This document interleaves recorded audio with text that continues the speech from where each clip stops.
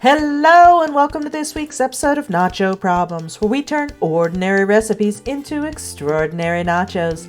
I'm Nacho Queen, but you can call me M. So yesterday was the summer solstice, and therefore summer has officially started. But let's be honest, I've been in summer mode for weeks now, and nothing says summer like fresh fruit. So this week's summer recipe is fruit salad nachos. Last week, while shopping for the salad nachos, I noticed a lot of gorgeous fruits and thought, we need to try this.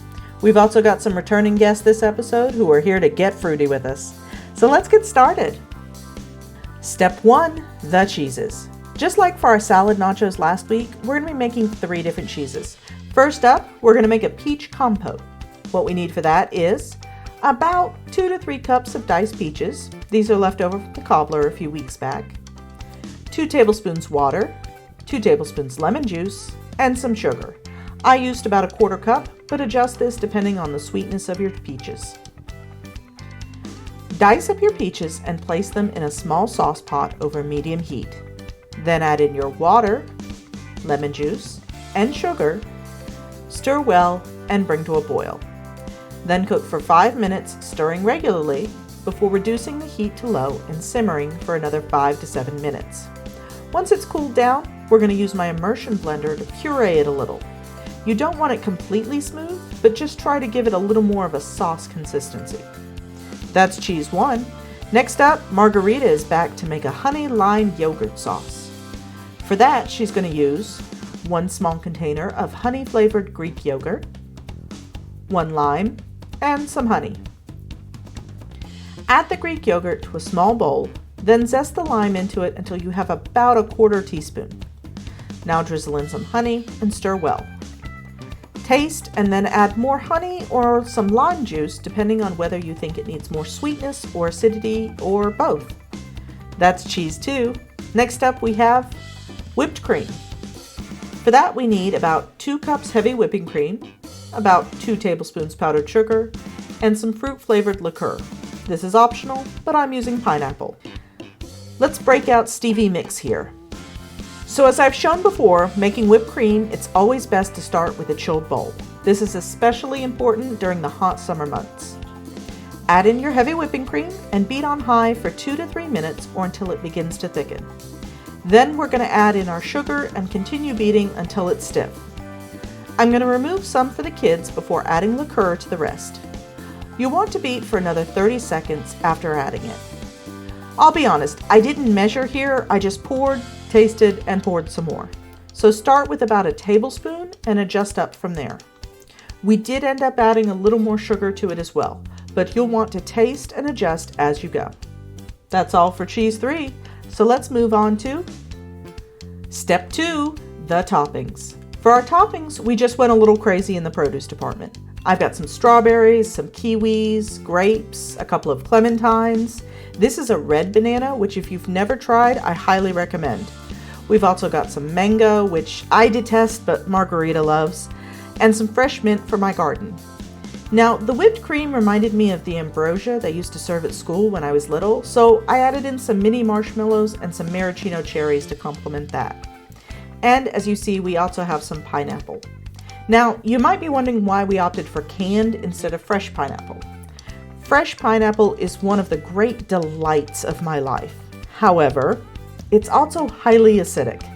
This has 2 effects. 1, eating too much can actually burn your tongue. I learned this the hard way, and it took me more times than I care to admit to learn this. The other is it will curdle any dairy it's mixed with, and that's why you should always use canned if you're making homemade ice cream. Since we've got whipped cream as one of our cheeses, I felt it best to stick with canned. Lastly, which we forgot to picture here, we threw in some chopped pecans for added crunch. I'm going to get Margarita to dice all this up while we move on to step 3, the chips. For our chips, I chose the 2 crispest fruits in our basket, which were apples and pears. For the apples, we chose some Honeycrisp and a variety called Sweet Tango. For the pears, we have Asian and red pears. I also highly recommend Bosc pears if you can find them. We're going to slice these up on my mandolin for some nice even slices. Okay, apparently I'm freaking out margarita, so I'll show you that I do have a hand guard and I do use it when I get about halfway down my fruits. See, I'm not completely crazy. And then just like we did for the apple pie nachos, we're going to remove the cores. Last time I used a piping tip, but I have since bought these ridiculously small cookie cutters that are perfect for this. I've got 2 different sizes so that I can pick the one that best fits each slice. Now, we've left these to last for a very good reason, and that's because apples tend to go brown after being cut. To protect them from this, we're going to just toss them in some lemon juice. And that's our chips. Let's finish this up with Step 4, let's eat. Okay, we've got 4 plates to make, so let's start with DeNephew. Of course, we'll start with some of our chips. He also asked for some mango, strawberries, and kiwi.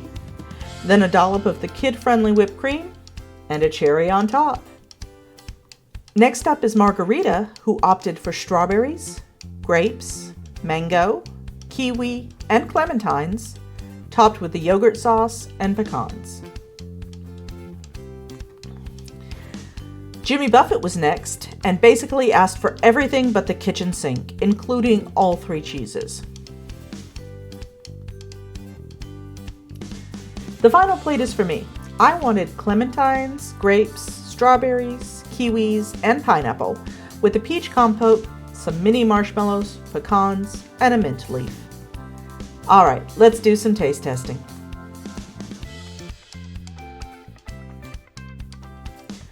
Oh my god, guys, this was really good, and it was a really fun way to get us and the kids to eat more fresh fruit. It would also be a great idea for a summer get-together to set up like a fruit nacho buffet. Well, that's all for this week. I hope you enjoyed it. If so, give it a like, and please consider subscribing if you want to see more nacho videos. If you have an idea for a future video, you can leave a comment below, or better yet, tag me on Twitter. I'm at NachoProblemsYT. And if you're looking to steal my apron, well, that's nacho merch, but you can get your own at a link in the description. Now, I'm vacationing in Alaska with all 6 of our kids, and it's going to be quite the challenge to keep them from trying to feed each other to the orcas. Hold on a second. Olsen, put your brother down now. Sorry about that, but luckily for you, that's not your problem. Thanks for watching, and I'll see you soon.